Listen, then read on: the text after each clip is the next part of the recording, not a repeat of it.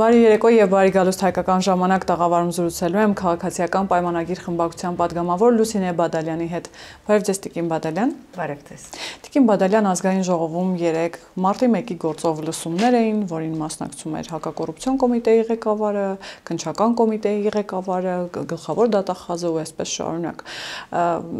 Ընդհանուր առմամբ դուք հետևելով նաև նիստին, ինչ հետևություններ եք արել հաշվի առնելով նաև Միեդի հայտնի վճիռը, որտեղ ըստ էության արձանագրվում է, որ պետությունը անգործություն է ցուցաբերել այդքան տարիներ մարտի 1-ը չբացահայտվելու առումով եւ մեղավորների առումով, մարտի 1-ի պատճառահետևանքային կապերի առումով ու նաև Միեդի այս վճիռը հաշվի առնելով դուք ինչ հետևություններ եք արել եւ երեկվա նաև լսումները լսելով ինչ արձանագրումներ եք արել ձեզ համար։ Շնորհակալ եմ հարցի համար։ Մենք հետևություններ շատ վաղուց ենք արել եւ ինչպես հիշում եք դեռևս բավականին շատ ժամանակ առաջ էր, որ վարչապետը նույնիսկ ազգային ժողովի ամբիոնից հայտարարեց, որ մարտի 1-ի գործը բացահայտված է։ Բայց ինչին նաև հետևեցին կամ ոչ միայն հետևեցին, այլև նախորդել էին որոշակի իրադարձություններ իրավական գործընթացների հետ կապված, երբ որ ի վերջո որոշումները այնպես չընդունվեցին, ինչպես որ իրականում արդարացիորեն պիտի ընդունվեին, հա, շատ տարբեր դատարաններում եւ ինչից հետո էլ համենայն դեպս քաղաք հասարակության մի հատվածը մեզ մեղադրեց վետինգ չանելու մեջ, ինչի արդյունքում էլ այն բոլոր վճիռները, որոնց որ ժողովուրդը սպասում էր, որովհետև այնուամենայնիվ ժողովուրդը բավականին շատ ինֆորմացիայի է տիրապետում։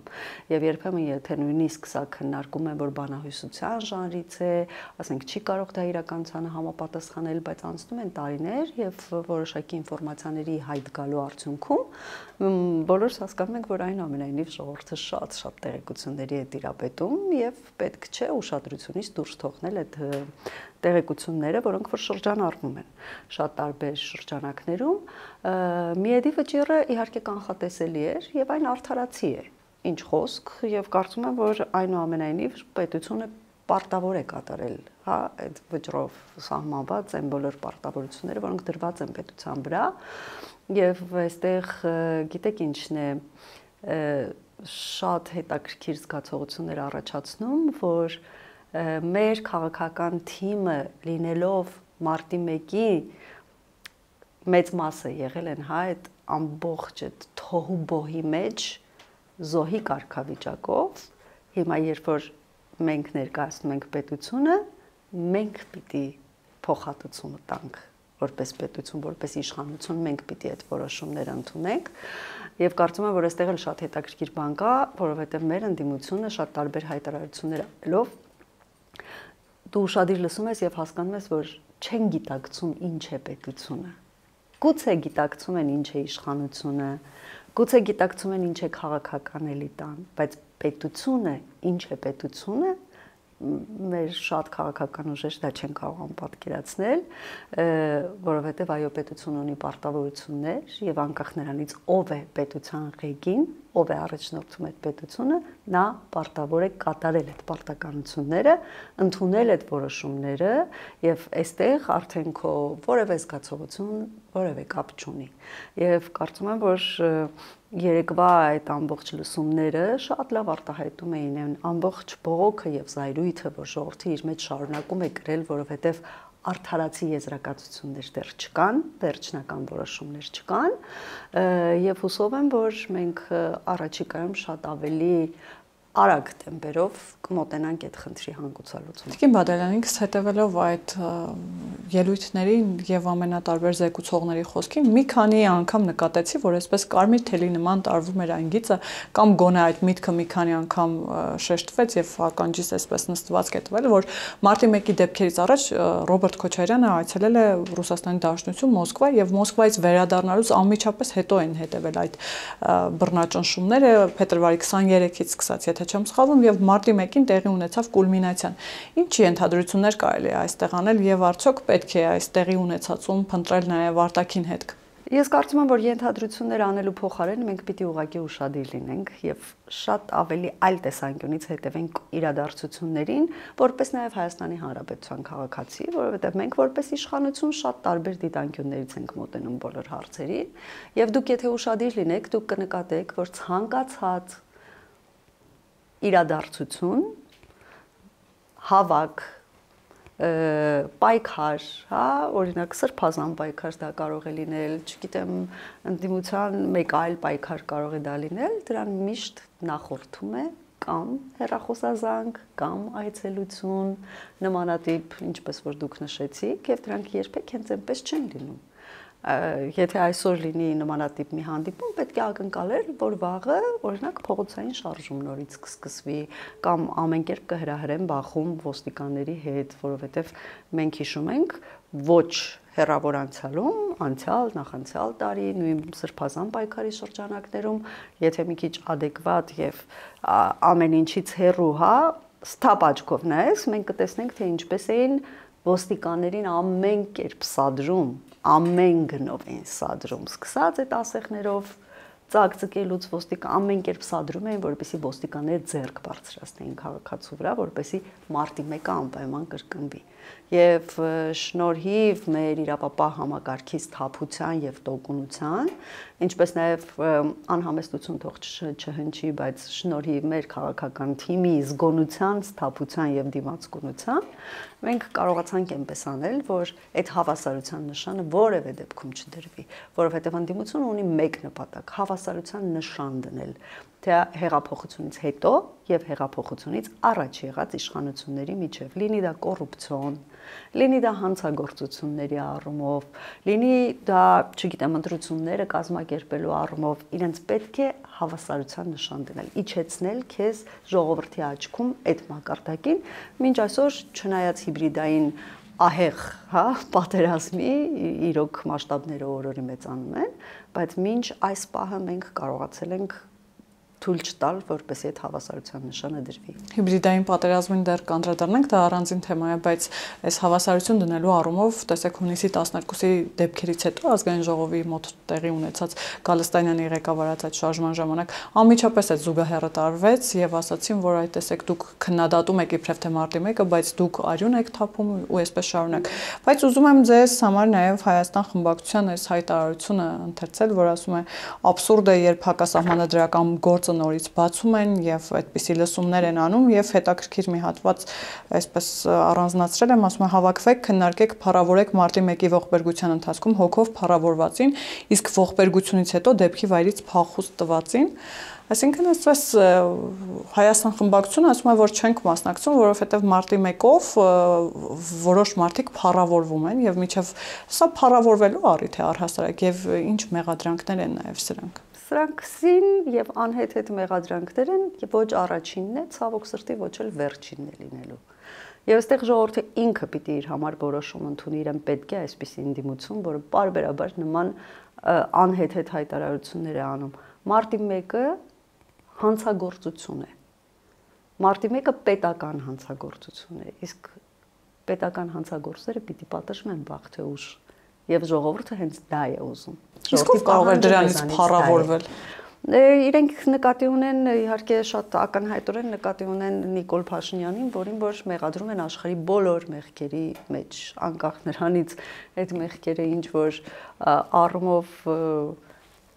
առնչվում են, մոտ են, հեռու են, ամեն ինչի մեջ իրենք պարտադիր պիտի այդ մեղադրանքը անպայման գտնեն, ինչ որ կերպ ցանկացած բան համեմեն, հա, այսպես վարչապետի անձի շուրջ ինչ որ մի շղարշ ստեղծեն եւ իրենք կարծում են, որ դա իրենց միակ տարբերակն է ընտրություններում կողնե ինչ որ քվեներ հավաքելու, իհարկե չարաչար սխալվում են, ինչի ապացույցներ վերջերս վաղարշաբաթի ընտրություններն էին, մեր ընդդիմությունը այդպես էլ չի հասկանում, որ ստով ու կեղծիքով հնարավոր չէ ժողովրդից քվե կորզել, ուղղակի հնարավոր չի, այլևս հնարավոր չի, որովհետև մենք շատ դաժան ճանապարհ անցանք եւ այդ ընթացքում կոփվեցինք մենք որպես իշխանություն, ժողովուրդն էլ որպես սահմանադրական մարմին, շատ կոփվեցինք բոլորս։ Թեև ընդդիմությունը հիմա էլ շահարկում է, որ մասնակցությունը վաղաշաբաթ համայնքում ընդամենը 48% է եղել եւ դուք փոքրամասնության իշխանություն եք այնտեղ, բայց այնուամենայնիվ ինչի մասին էր վաղաշաբաթ համայնքում այդ հաղթանակը, քանի որ վարչապետն էր իր շնորհավորանքում հատուկ ընդգծել էր, որ սա նաեւ ցույց է տալիս, որ ժողովուրդը կիսում է նաեւ այն օրակարգը, որ տևական ժամանակ է գիտեք կա, դա կապված է կաթողիկոսի հեռանալու հետ։ Դուք ինչ եք կարծում իսկապես այս քվեները եւ նաեւ այս ցուցանիշները նաեւ որոշակիորեն խոսում են, որ հանրությունը նաեւ կիսում է այդ օրակարգը։ Որոշ եւ ակնկալիքներ ունի։ Որոշ չափով, բայց սա ինձ համար ավելի շատ ցուցիչ է, որ հանրությունը կիսում է մեր խաղաղության օրակարգը առաջին հերթին։ Ես բնավ չեմ դուրս թողնում, լուսանցքում թողնում այս օրակարգը, բայց առաջնայիններից չէ։ Իմ կարծիքով առաջին հերթին ժողովուրդը կիսում է մեր խաղաղության օրակարգը, անկախ են աղմուկից, որ կա այսօր թե սոցիալական մեդիայում, թե ազգային ժողովում եւ ամենուրեք, ընդդիմության հետ այդ պայքարների արդյունքում ժողովուրդը կիսում է խաղաղության օրակարգը, ինչպես նաեւ վաղարշաբաթցիները շատ լավ ճանաչում են նաեւ Արգիշտի Մեխակյանի, ես կարծում եմ, որ մենք հրաշալի տեխնացու ունենք, տեխնացու արդեն ընտրված, համայնքապետ մենք ունենք իդեմս Արգիշտի Մեխակյանի, որը նաև բացի այն, որ այդ մարզից է, նա նաև երկար տևական ժամանակ է աշխատում է եւ մարդիկ տեսել են նրա աշխատանքը, մարդիկ տեսել են քաղաքացիական պայմանագրի աշխատանքը իրենց մարզում եւ դրա համար են ձայն տվել, բայց ինչ խոսք վարչապետի նշած օրակարգը եւս տեղ ունի եւ այն կարող էր խանգարել, որ վաղարշաբաթին ասեր, որ օրինակ Էջմիածինը որպես այսպես սուրբ քաղաք, հոգևոր կենտրոն համայն հայության, մենք չենք կիսում այս օրակարգը, առնվազն այդպես չի ասել վաղարշաբաթին։ Դեպ Աջապահյանը նաև կալանավայրից հայտարարում էր, որ մի ընտրեք այդ իր բառերով ասած խունտային, ընտրեք ընդդիմադիր ցանկացած ուժի, այսինքն նաև հայտարարությունների տեսքով փորձում էին աջակցել։ Այնքան մենք օրակարգային թեմա չենք դարձրել, ընտրությունների ընթացքում ձեր նշած փաստը, որքան որ ընդդիմությունը դրա վրա փորձել է ձայներ կորզել քաղաքացիներից եւ ես հերթական անգամ պիտի ուղղակի փաստենք, որ մեր ժողովուրդը անկախ շատ տարբեր իրավիճակներում իր վարքագծից եւ մոտեցումներից, բայց շատ ողջամիտ է եւ շատ ճիշտ որոշումներ կայացնելու հնարավորություններ ունի։ Այնուամենայնիվ վերադառնանք նաև եկեղեցու շուրջ ստեղծված է սարքա իրավիճակին եւ նաև այդ օրակարգին կաթողիկոսին հեռացնելու, այսպես, եթե կարելի է այդպես ձևակերպել։ Ընդդիմադիր մամուլը այսօր գրում է, որ ձեր իշխանությունը չի բավարարվել 3 սրբազաններին իրենց բարերով ասած չեզոքացնելով եւ հիմա ձեր հաջորդ թիրախը Արշակ Սրբազանն է, ասում է, որ մի քանի վարույթ է նախաձեռնվել Արշակ Սրբազանի դեմ ապօրինի զենքի հետ կապված, սպանության անգամ դեպքի հետ կապված փողերի լվացում եւ այսպես շարունակ։ Հիմա սա ինչու եք միտում նա, որ այսպես ասած, ինչպես մամուլն է գրում, թիրախավորում ամենատարբեր սրբազանների եւ սրանք լուրջ մեղադրանքներ են։ Մենք որևէ սրբազանի չենք թիրախավորում, առավել եւս միտումնավոր։ Մենք մի բան գիտենք, որ մեր պետությունը թևակողում է շատ լուրջ փուլ, պատմական շրջան, եւ մեզ պետք են մաքուր, անարատ, կայուն, զարգացող եւ իրենց առաքելությունները հստակ գիտակցող եւ իրենց նպատակներին, իրենց արժեվ դրված նպատակներին ձգտող ինստիտուտներ։ Մենք դա գիտենք հստակ։ Եվ մենք բոլորս հստակ գիտենք, ինչպես նաեւ ժողովուրդը շատ լավ գիտի, անկախ նրանից ինչ է ասում, որ մեր հայ առաքելական եկեղեցին, մեր պատմական, մեր մշակութային, մեր ամենակարևոր ինստիտուտը այն չէ, ինչ որ իրենց ակնկալում է ժողովուրդը, այնտեղ շատ մութ էջեր կան,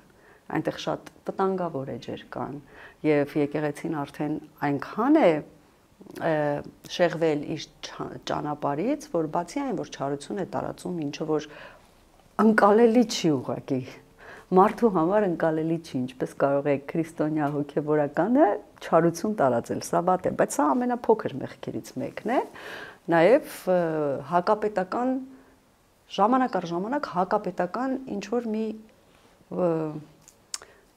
խմբավորում կարծես լինի կամ ինչ-որ մի վայր, որտեղից բխում է հակապետականությունը, որտեղ կարող են հավաքվել մարդիկ եւ քննարկել ահաբեկչություն, որտեղ կարող են սպանություն քննարկել, այսինքն շատ վտանգավոր կետի ենք մենք հասել եւ մենք չենք թիրախավորում սրբազաններին, մենք ուզում ենք մաքուր պահել մեր եկեղեցին, մենք ուզում ենք, որ հայ ժողովուրդը հոգեվոր սնունդ ստանա հայ առաքելական եկեղեցուց։ Մենք ուզում ենք, որ հայ ժողովուրդը հպարտանա, որ ինքը աշխարհում առաջին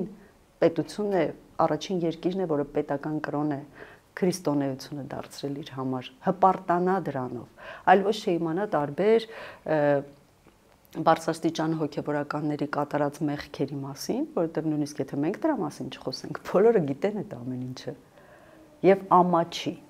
մենք դա չենք ուզում։ Եվ հետևաբար մեր պայքարը սրբազանների դեմ չի, մեր պայքարը կաթողիկոսի դեմ չի, առավել եւս մեր պայքարը հարձակում չէ եկեղեցու դեմ, մեր պայքարը եկեղեցին մաքրելու համար է եւ կարծում եմ, որ ժամանակի ընթացքում ինչքան էլ աղմկի ընդդիմությունը, միևնույն է ժողովուրդը դա շատ լավ կհասկանա եւ ի վերջո կհասկանա այն նպատակը, որը մեր առջեւ դրված է։ Մաքուր եւ ամուր պահել մեր եկեղեցին, որովհետեւ այն ինչ որ կեղտոտված է, այն ամուր լինել չի կարող երբեք։ Տիկին Բադարյան, խոսում եք նաև փաստերի մասին, որ ասում եք ժողովուրդը բոլորը գիտի այդ մասին, դրանք ակնհայտ փաստեր են, բայց այնուամենայնիվ երբ հնչում են մեղադրանքներ KGB նույն ՊԱԿ գործակալ լինելու մասին, դրանք պարզապես պիտի լինեն հայտարարությունների մակարդակում, թե դրանց պիտի հետևեն ապացույցները, որովհետև նույն տեսեք Աշակ Սրբազանի դեպքում, երբ որ մեղադրանք է ներկայացվում սպանության, ապօրինի զենքի, փողերի լվացման, սրանք լուրջ մեղադրանքներ են, այսինքն փաստեր նաև պիտի ներկայացվեն այդ առումով, չէ՞։ Այո, այս հարցում ես ձեզ հետ համաձայն եմ, բայց այնուամենայնիվ ես լիահույս եմ, որ փաստեր կներկայացվեն, նաև դրանք կլինեն հանրային։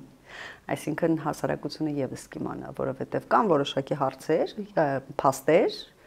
որոնք որ շրջանառվում են ներքին օղակներում։ Դրանք փաստեր են, ենթադրություններ չեն, բայց հարության համար անհասանելի են, որովհետև երբեմն դրանք կարող են մոտենալ ընդհուպ մինչև պետական գաղտնիք հասկացությանը եւ այլն։ Այս առումով ես լիահույս եմ, որ այդ փաստերը անպայման հասարակության համար հասանելի կլինեն եւ բոլորն էլ ի վերջո կհասկանան, որ սա եկեղեցու դեմ չի պայքարը։ Սա երկրի պետականությունը պահպանելու պայքար է, որովհետև մենք իրոք կարելի է ասել մարտնչում ենք մեր երկրի ինքնիշխանությունը պահպանելու համար, եւ պաշտպանելու համար այն հակապետական տարերից, որոնք որ ներդրված են մեր երկրում, եւ ցավոք սրտի երբեմն հենց այդ հակապետական տարերը ունենում են նաեւ հենց մեր եկեղեցու որոշ հոգեվորականների աջակցությունը, եւ սա շատ վտանգավոր է, եւ կարծում եմ սա մեղսակցություն է նաեւ, եւ մենք պիտի կարողանանք դրա դեմն առնել եւ մենք առնենք դրա դեմը։ Հարցս կարող է ոչ կոռեկտ հնչել, բայց կաթողիկոսը հակապետական տար է հիմա, որ այս օրակարգը ձևավորվել է։ Տեսեք, ես չեմ ասում հակապետական տարերին սատարում են, այս դրա մասին է խոսքը, այսինքն ուղիղ ասել, որ կաթողիկոսը հակապետական տար է, ես դրա իրավունք չունեմ։ Դրա համար պիտի հանրությանը հասանելի փաստեր լինեն անպայման, եւ այս առումով կարծում եմ, որ այնուամենայնիվ ինչ որ լրջագույն խնդիր կա, որովհետեւ այլ պատճառ ես չեմ տեսնում, թե ինչու պիտի հայ առաքելական եկեղեցին դուրս գա պետության, ինչպես նաեւ պետությունը ներկայացնող անհատների դեմ։ Ինչու պիտի դուրս գա եւ առաջինը չմոռանանք, որ հենց իրենք են դուրս եկել եւ որոշակի ինչպես մեր հարցազրույցի մի հատվածում ասացինք, որոշակի զանգերից եւ հանդիպումներից հետո։ Ամեն դեպքում այս process-ի հանգուցալուծումը ինչպես եք պատկերացնում, երբ մի կողմից վարչապետը ամենատարբեր համայնքներում է լինում, տարբեր եկեղեցիներում մասնակցում է պատարակներին, մենք տեսնում ենք, որ օր-օրի ավելանում են նաև այն հոգևորականները, ովքեր մասնակցում են այդ պատարակներին, Վայոց ձորում Խաչիկ գյուղում պատարակի բացումը իր աղոթքով արեց Սրբազանը Վայոց ձորի եւ այսպես շարունակ։ Մյուս կողմից մենք տեսնում ենք կաթողիկոսը, որը անկոտրում է, որը չի պատրաստվում հեռանալ, ավելին այդ ակնկալիքները, որ ներսում ինչ որ մի ընդվզում կլինի եւ հոգեվոր խորհուրդը, եպիսկոպոսները այդ ընդվզումը կբարձրացնեն եւ կհեռացնեն, դա էլ չկա։ Այսինքն հիմա ինչպես պիտի շարունակվի այս իրավիճակը։ Մի կողմից վարչապետը պատարակներին ամենատարբեր համայնքներում մասնակցում է պատարակների, մյուս կողմից կաթողիկոսը, որ չի հեռանում։ Այդ ընկալումը կա, որ անդառնալիության կետը հատվել է եւ կամ ձեր իշխանությունը պիտի հեռանա կամ կաթողիկոսը։ Կաթողիկոսի մոտ այդ ընկալումը կա, որ հետդարձի ճանապարհ կարծես թե այլևս չկա։ Տեսեք, եթե կաթողիկոսի մոտ լիներ այդ ընկալումը, ապա կաթողիկոսը որպես հայ ժողովրդի հոգևոր առաջնորդ, ամենայն հայոց կաթողիկոս, հայրապետ, ինքը արդեն որպես քրիստոնեությունը պահպանող եւ սերունդներին փոխանցող առաքելություն ունեցող մարդ եւ այնպիսի պարտավորություն ունեցող, որ իր հոտում հանկարծ եղբայրասպանություն չլինի, թշնամություն չլինի, դրանք են կաթողիկոսի եւ ընդհանրապես հոգեվորականների առաքելությունները։ Այդ գիտակցումը եթե լիներ, այդ ընկալումը եթե լիներ, կարծում եմ կաթողիկոսը արդեն յետքայլ կաներ եւ կօգտագործեր իր ողջ իմաստությունն ու գիտելիքները, որպեսզի կարողանար ճիշտ լուծումներ գտնել ստեղծված իրավիճակներում, հասկանալով, որ այո, անդառնալիության կետը անցել է։ Հետևաբար ենթադրում եմ, որ չունի այդ ընկալումը եւ չի պատրաստվում հեռանալ, բայց կա նաեւ երկրորդ տարբերակը, որ կաթողիկոսը շատ լավ ունի այդ ընկալումը եւ հասկանում է, որ անդառնալիության կետն արդեն անցել ենք, հաղթահարված է, բայց միևնույն ժամանակ տեսեք դուք ձեր խոսքում նշեցիք, որ կամ կաթողիկոսը պիտի հեռանա կամ այս իշխանությունները, եւ քանի որ արժեվում համապետական ընտրություններն են, դրանք սարերի հետևում չեն, ընդամենը մի քանի ամսից, ապա կարելի է ուղղակի ձգել, հնարավորինս երկարաձգել այս ընթացքը, այն հույսով, որ ժողովուրդը չի ընտրի այս իշխանություններին, կընտրի կաթողիկոսին հաճո իշխանություն, իսկ մենք բոլորս գիտենք կաթողիկոսը ում կցանկանար տեսնել իշխանություն եւ սա էլ է ուղղակի աբսուրդ, սա էլ է զավեշտ։ Ինչպես կարող է կաթողիկոսը հստակ ցանկություն ունենալ, որ եւ ամեն ինչ անել եւ բոլոր ռեսուրսներն ու ուժերը ներդնել, որպեսզի իր ուզած մարդիկ կամ մարդկանց խումբը դառնա իշխանություն եւ այդ հույսով, հա, այդ հույսով մի քիչ էլ փորձենք ձգել, մինչեւ որ կլինեն պետական ընտրություններ, համապետական ընտրություններ եւ կարծում եմ, որ սա ամենահավանական տարբերակն է։ Դե իրենց բարերով ասած, այդ իշխանությունը, որին իրենք սատարում են եւ կամ որին ուզում են, որ գա իշխանության, Աստծուց է։ Ձեր իշխանությունը Աստծուց չի։ Ընդհանրապես կարծեմ թե գրված է, որ ցանկացած իշխանություն Աստծուց է։ Եվ կարծում եմ, որ այդ կարմիր գիծը էլի հատել ենք այս առումով, որ քաղաքականացված եկեղեցին սկսել է Աստվածաշունչը մեկնաբանել իր հայեցողությամբ եւ քաղաքական նպատակներով։ Այնինչ ամեն ինչ շատ պարզ է, շատ պարզ է։ Մենք ունենք եկեղեցի, որը հայ ժողովրդի կյանքի ճակատագրի ընթացքում ամենավճռորոշ պահերին կամ ամենածանր պահերին կարողացել է պահպանել մեր ազգայինն ու մշակույթը եւ փոխանցել սերունդներին, եւ այդ նույն եկեղեցին իդեմս այլ հոգեվոր առաջնորդների այսօր ամեն ինչ անում է, որպեսզի մեր երկիրը չունենա պետականություն, չունենա ինքնիշխանություն։ Ուղղորդվում է ինչ որ մի տեղից եւ դրա համար երբ որ ասում ենք որ եկեղեցին պետությունից անջատ է եւ իրավունք չունի քաղաքականությամբ զբաղվել, այս դրա համար ենք ասում, որովհետեւ ամեն մեկն ունի իր առաքելությունը։ Կուսակցությունները ունեն իրենց առաքելությունը, քաղաքական գործընթացների մասնակից լինել։ Եկեղեցին պիտի դրա հետ որևէ կապ չունենա, եկեղեցին պիտի հոգեվոր սնունդ տա, հա, իր ժողովրդին։ Բոլոր ինստիտուտները ունեն իրենց նպատակները, պարտականությունները, իրավունքները եւ դրանց շրջանակներից պիտի դուրս չգան։ Եվ այստեղ ամենավտանգավոր բանը հենց այդ է։ Շեղվել սեփական առաքելությունից եւ մտնել քաղաքականություն։ Բազմիցս ասել եմ, եւս մեկ անգամ եմ ասում, կլիներ արդարացի, եթե այս պայմաններում իրենք գրանցվեին որպես կուսակցություն եւ մտնեին քաղաքական պայքարի մեջ։ Մեզ շատ են մեղադրում, ինչպես մենք կարող ենք մեր սուրբ հայրերին ինչ որ վիճել նրանց հետ, երբեմն նույնիսկ չափերը անցնել, հա, մեր մեկնաբանություններում, որովհետեւ երբ որ քաղաքական հայտարարություն է լինում, դրան հետևում է քաղաքական պատասխանը։ Երբ որ հայտարարությունը լինում է հոգեվոր, ապա պատասխանն էլ լինում է հոգեվորի շրջանակներում։ Իսկ այդ առաջարկը, եթե ինչ-որ պահի ենթադրենք, որ ընդունում են ու մտնում են ուղիղ քաղաքականության մեջ, իրենց դեմքով մասնակցում են, այդ մտավախությունը վախ չունեք, որ կարող են նաև հաջողել, որովհետև վերջին շրջանում, գիտեք, ամենաշատը խոսում է եկեղեցու վարկանիշի մասին, բարձր վարկանիշի մասին։ Հիմա այս առաջարկը անում եք, միգուցե իրենք էլ ենթադրենք գայթակղվեն ու այդպես առաջադրվեն, վերջերս իդեպ ընդդիմադիր համայնքում նաև այդպիսի միտք էր շրջանառվում, որ Էջմիածնի վաղաշաբաթի ընտրություններից հետո, որ նախկին նախագահները պիտի իրենց դեմքով ներկայանան եւ այդ դեպքում ձեր իշխանություններին կջախջախեն։ Հիմա եթե կաթողիկոսն էլ որոշի քաղաքականություն մտնել, ինչպես հորդորում եք, եւ իր դեմքով ներկայանալ, այստեղ ձեր շանսերը չի փոքրանում։ Բնավ չի։ Ինչու կա այդ համոզմունքը։ Բնավ, պարզապես ես կարծում եմ, որ այդ պայքարը կլինի արդար, որովհետեւ վեղարի հետևում թաքնվել եւ քաղաքական գործունեություն ծավալելը ազնիվ չէ առնվազն։ Իսկ ազնիվ չէ արտահայտությունը բնավ չի մտնում, հա, քրիստոնեական կամ հոգևոր արժեհամակարգի մեջ, որովհետև քարոզվում է ազնվություն միշտ, բայց ազնիվ չեն իրենք։ Եվ թաքնվելով վեղարի հետևում քաղաքական գործունեություն են ծավալում։ Առնվազն պետք է ազնիվ լինել։ Հետո դրանից հետո մնացածը ժողովուրդը կընտրի։ Ես չգիտեմ արդյոք ժողովուրդը, նու գիտեմ, կարող եմ ենթադրել, կարող եմ փորձից ելնելով ասել, ես կարծում եմ, որ մեր ժողովուրդը բավականին լավ է հասկանում իր հետագա ուղղությունները, որոնք որ քաղաքական ուժերը տալիս են։ Մենք շատ հստակ ենք մեր ձևակերպումներում։ Մենք մեր նպատակներում շատ հստակ ենք, շատ։ Մենք չենք խաբում։ Մենք կեղծ հայտարարություններ չենք անում։ Մենք այդ օրգանական կապի մեջ ենք ժողովրդի հետ եւ ասում ենք, ունենք այս իրավիճակը, այս իրավիճակից ելքը սա է եւ արդյունքը կլինի կամ սա։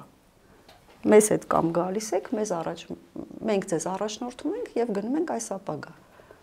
Ընդդիմությունը որևէ բան չի ասում։ Ընդդիմությունը ասում է այս ստոր իշխանությունները պիտի հեռացվեն, այս պիտի գան հայկականությունը վերածեն։ Այո, այս ապազգային իշխանությունները պիտի գնան, սա է նրանց քաղաքական օրակարգը։ Եվ եթե ժողովուրդը ընտրություն պիտի դրա մեջ կատարի, որովհետև մենք դեռ չենք հասել այն պայմաններին, որ մի քաղաքական ուժ այս ճանապարհն է ցույց տալիս, մյուսը ցույց է տալիս այլ ճանապարհը եւ ժողովուրդը պիտի ընտրություն կատարի։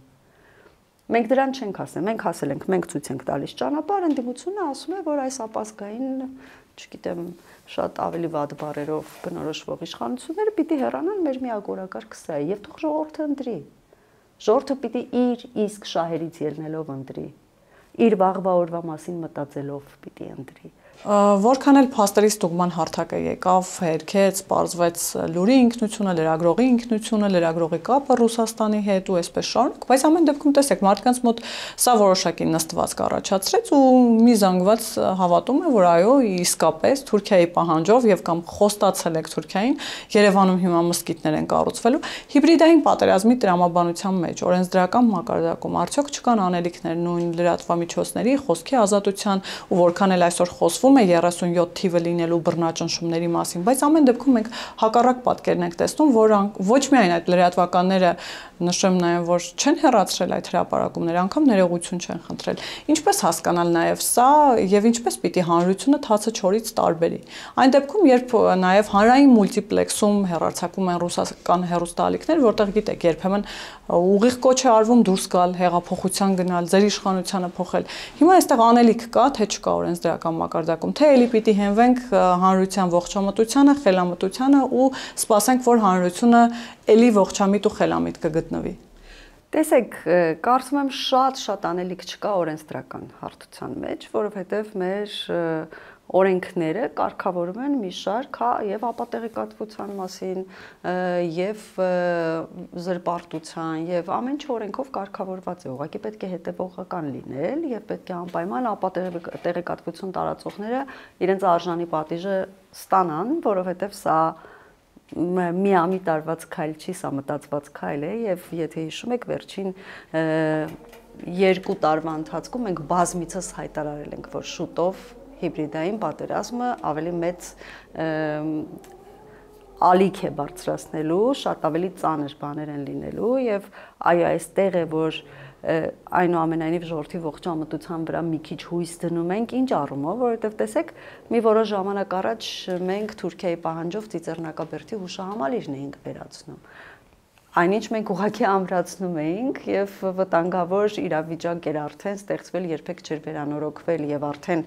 կարող էին մեր քաղաքացիների կամ երկիր այցելած հյուրերի կյանքին եւ առողջությանը վտանգ սպառնալ եւ մենք ամրացնում էինք, որպեսզի ավելի երկար ծառայի, հա, հուշահամալիրը մեզ եւ ավելի ապահով տեղ լինի, բայց դա դարձավ, որ մենք Թուրքիայի պահանջով, այսինքն այն մարդը, որը հետևել է արդեն այս իրադարձությանը, երկրորդ անգամ եթե նա հավատում է նմանատիպ սին լուրի, սա խնդիր է, բայց այդ մարդու խնդիրն է։ Դե բայց բոլորը չէ որ մեդիա գրագետ են։ Պարտադիր չի լինել մեդիա գրագետ, կարելի է լինել տարական, հա, գրագիտության ինչ որ մակարդակի վրա, տարական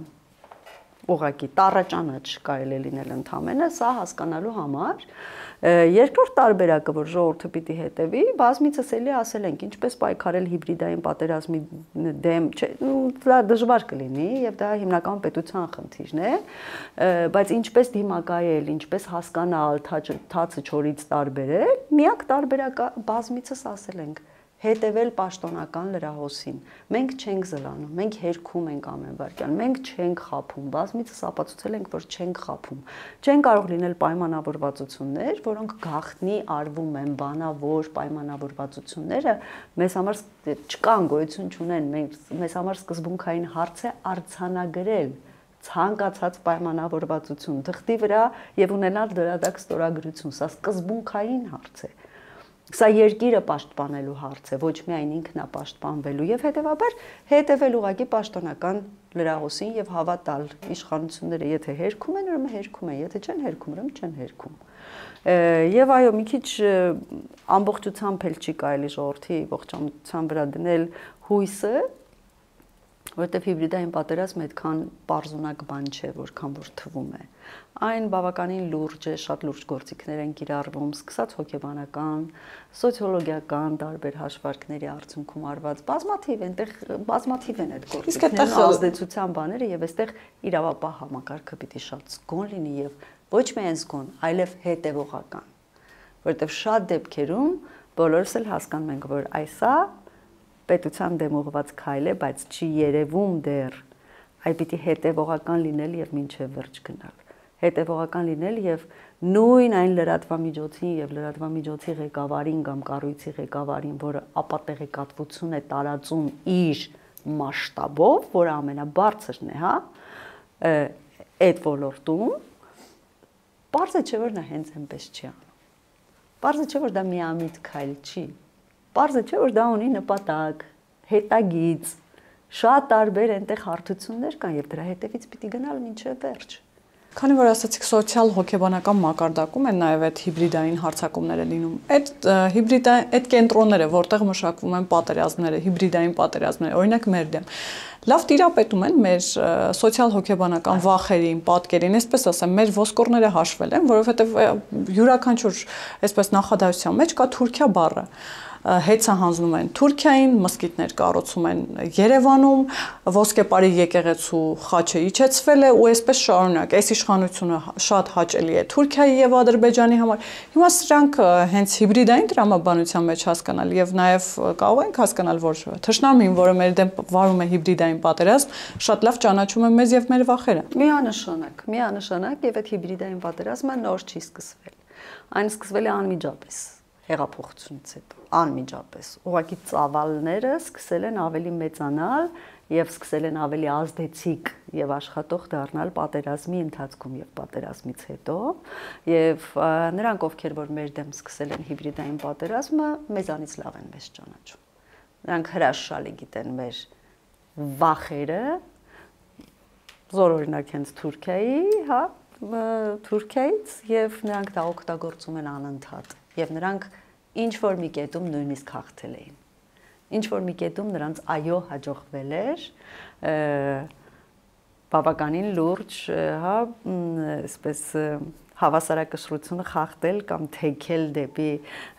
իրենց կողմը եւ այս իմաստով հիմա ժողովուրդը շատ ավելի զգոն է եւ ավելի դժվարությամբ է վերցնում այդ ինֆորմացիան, որը տրվում է եւ ավելի դժվարությամբ են գնում ճնշումների տակ, բայց միևնույն է բավարար չէ։ Բավարար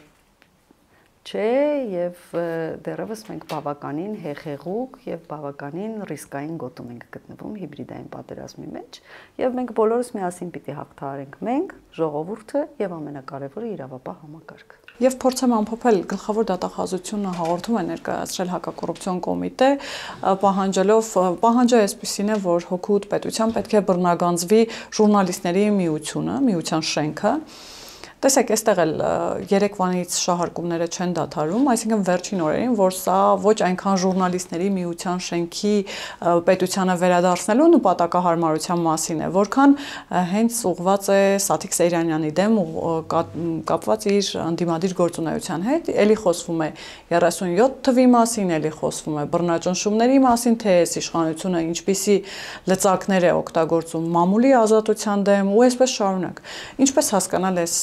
գլխավոր դատախազության քայլը ժուրնալիստների միության շենքը վերադարձնելու առումով եւ